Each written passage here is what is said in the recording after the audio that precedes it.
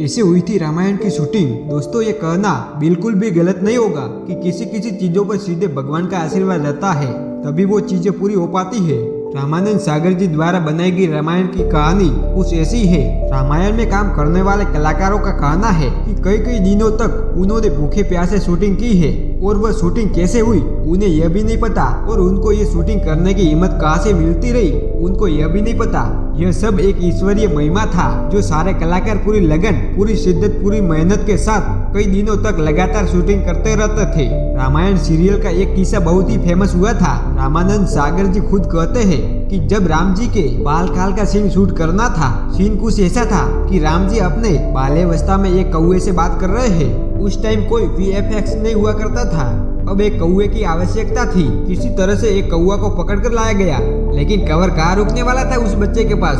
लेकिन रामानंद सागर जी कहते हैं कि उस कमरे के सामने में हाथ जोड़कर खड़ा हो गया और प्रार्थना की इसी तरह से उन्हें यासीन शूट करना है। रामानंद सागर जी फिर आगे कहते हैं कि मानव स्वयं उस कौवा में आग भुनसुड़ी आ गए हो और ग्वाल बहुत ही अच्छे तरीके से बच्चे के साथ खेल रहा था। और रामानंद सागर जी जब कहते थे कि वह रोटी खाए तो कौवा भी रोटी खाने लगता था। लगातार एक छोटे से बच्चे के साथ यह सीन फिल्माया गया। इस सीन को जब पूरी तरह से शूट कर लिया गया तब कौवा अचानक कहाँ उड़ गया और कहाँ गायब हो गया, किसी को कुछ पता भी नहीं चला। इसी तरह से ऐसे कई सीन को शूट करने में बहुत सारी दिक्कतें आ रही थी, लेकिन उन सारी सीन को शूट किया गया। रामायण में लक्ष्मण का किरदार निभा रहे सुनील लहरी जी का कहना है कि उस दौर में रामायण की शूटिंग के दौरान वह महीनों 2 महीनों तक घर तक वापस नहीं गए। उनका मुंबई आना जाना एकदम से बंद हो गया था। घर पर उन्हें बात करने तक भी फुर्सत नहीं थी। रामायण की शूटिंग कुछ इस तरह से हुई थी कि उसमें शामिल कलाकार मानव कोई किरदार नहीं कर रहे थे, बल्कि एक जिंदगी जी रहे थे और पूरी शिद्दत और पूरी लगन से अपने किरदार को निभाया था।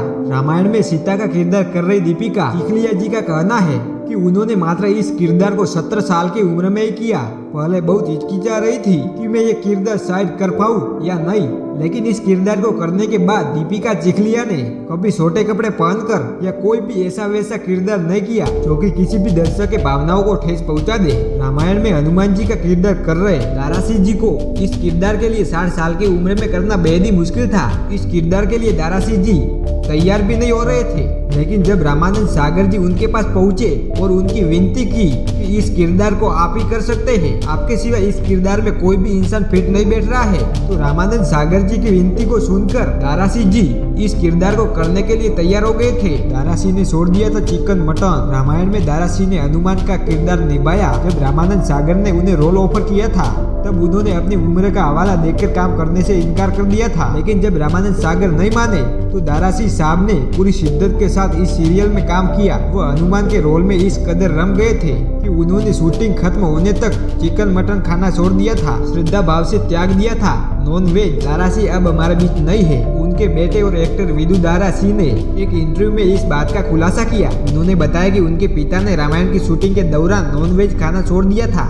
दारासिंह पंजाबी परिवार से ताल्लुक रखते थे, ऐसे में नॉनवेज से उन्हें बड़ा लगाव था, लेकिन वो राम और रामायण के प्रति बहुत श्रद्धा भाव रखते थे। इसीलिए उन्होंने तय किया था कि जब तक सीरियल की शूटिंग खत्म नहीं हो जाती तब तक वह चिकन मटन का ख्याल तक नहीं लाएगा। रामायण का प्रसारण 1988 में हुआ था। 78 एपिसोड के इस सीरियल की शूटिंग मुंबई से सूरत में हो रही थी। सीरियल के सेट पर तब उस दौर में आज जैसी सुविधाएं नहीं थी, खासकर वॉशरूम की व्यवस्था भी बहुत अच्छी नहीं थी। ऐसे में सीरियल के कई कलाकार दिन भर पानी भी नहीं पीते थे। सीरियल में लक्ष्मण का किरदार निभाने वाले सुनील लहरी कहते हैं कि कई सीन की शूटिंग गांव में होती थी। ऐसे में हमसे बहुत से लोग पानी नहीं पीते थे, क्योंकि पानी पीते तो वॉशरूम जाना पड़ता। 15 दिन में शूट हुआ पहला एपिसोड। रामानंद सागर सीरियल को लेकर बहुत संजीदा थे। वो हर सीन में परफेक्शन चाहते थे। सीता का किरदार निभाने वाली दीपिका चिखलिया कहती है कि पहला एपिसोड 1 घंटे का था और उसे बनाने में करीब 15 दिन लगा था। मैं महीने में 27 दिनों तक शूटिंग लोकेशन पर ही रहती थी। वहाँ पर मेकअप स्टूडियो होता था तो हम यही रहते थे और कोई भी मुंबई नहीं लौटता था। महज 15 साल की थी दीपिका चिखलिया तब महज 15.5 साल की थी।